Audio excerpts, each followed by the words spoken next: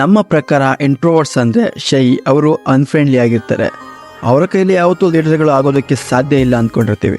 ಆದರೆ ನಿಮಗೆ ಗೊತ್ತಾ, Albert Einstein, Bill Gates, Mark Zuckerberg, Elon Musk ಅಷ್ಟೇ ಅಲ್ಲ, ರಣಬೀರ್ ಕಪೂರ್, ರಿತಿಕ್ ರೋಷನ್ ಇವರೆಲ್ಲ ಕೂಡ ಇಂಟ್ರೋವರ್ಟ್ಸೇ. ಈ ವಿಡಿಯೋದಲ್ಲಿ ಇಂಟ್ರೋವರ್ಟ್ಸ್ ಅಂದರೆ ಯಾರು, ನೀವು ಯಾವ ಕೆಟಗರಿಯ ಇಂಟ್ರೋವರ್ಟ್ಸ್ಗಳಾಗಿದ್ದೀರಾ, ಹಾಗೂ ಈ ಟೆಸ್ಟ್ ಮೂಲಕ ನಿಮ್ಮ ಇಂಟ್ರೋವರ್ಟ್ ಲೆವೆಲ್ನ ಕೂಡ ಚೆಕ್ ಮಾಡಿಕೊಳ್ಳಿ. ಅದಕ್ಕೂ ಮುಂಚೆ ಹಾಗಾದರೆ ಇಂಟ್ರೋವರ್ಟ್ಸ್ ಅಂದರೆ ನಿಜವಾದ ಅರ್ಥ ಏನು?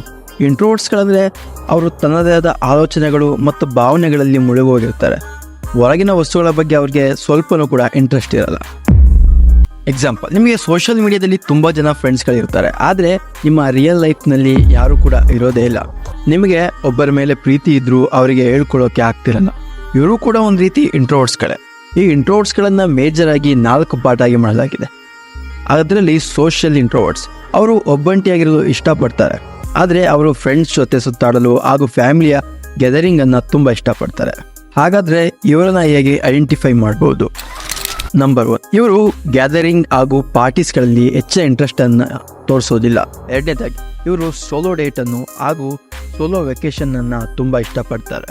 ಇವರ ಲೈಫ್ನಲ್ಲಿ ಯಾವುದಾದ್ರು ಘಟನೆ ಸಂಭವಿಸಿದರೆ ಆ ಸಮಯದಲ್ಲಿ ಒಬ್ಬಂಟಿಯಾಗಿರಲು ಬಯಸುತ್ತಾರೆ, ಅದರಲ್ಲೂ ಪ್ರೀತಿ ವಿಷಯ ಬಂದಾಗ.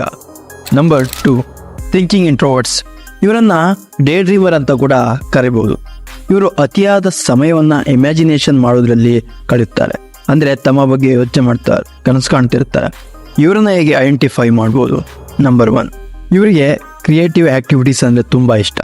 ಲೈಕ್ ಒಂದು ಕಾನ್ಸೆಪ್ಟ್ ಮೇಲೆ ರಿಸರ್ಚ್ ಮಾಡೋದಾಗಿರ್ಬೋದು, ಮ್ಯೂಸಿಕ್ ಕ್ರಿಯೇಟ್ ಮಾಡೋದು, ಈ ರೀತಿ ಕ್ರಿಯೇಟಿವ್ ಆ್ಯಕ್ಟಿವಿಟೀಸ್ಗಳಂದರೆ ಇವರಿಗೆ ಇಷ್ಟ.